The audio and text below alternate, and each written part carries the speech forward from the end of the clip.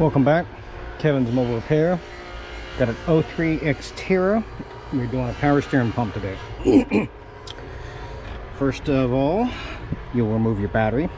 Take your battery tray. That little insert right there comes out, but the battery tray itself does not. So that'd be awesome if it did get that pump out easier, but hell to the no.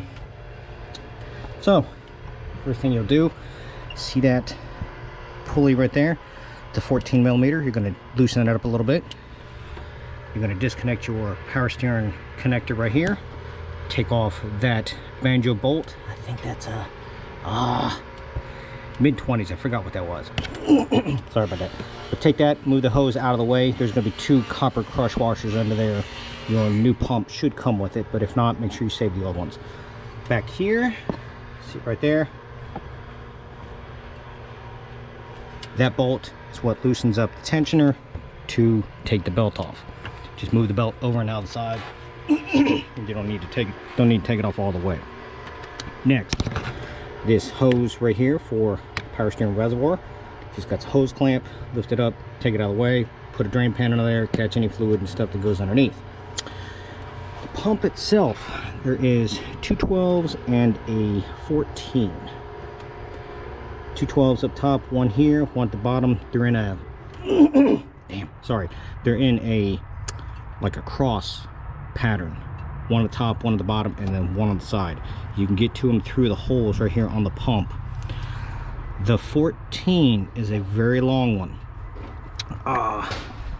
Made it a little easier. I took out this 12 so that way this radiator hose can give you plenty of distance to move everything out of the way that you needed to. But that 14, when it comes out, is going to have a bolt on the back, so it will drop down somewhere unless you stick your hands back in there to catch it. It's like a anchor bolt.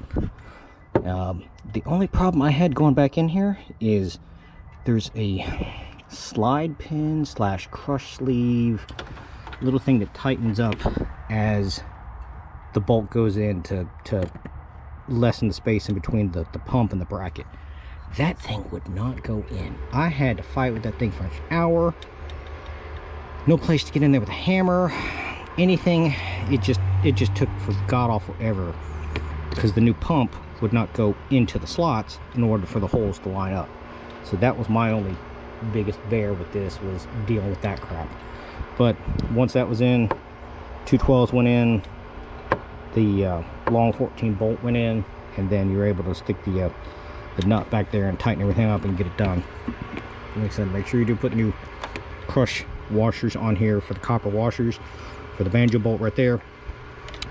And then yeah, that's about it. Just replace whatever O-rings that come with it and you are good to go. And then make sure top it off, new fluid, let it go down into the pump before you start it up. Let it sit there for about 5 minutes as you're putting everything back together, lessen the air bubbles, and away you roll. Any questions, comments, feel free to let me know.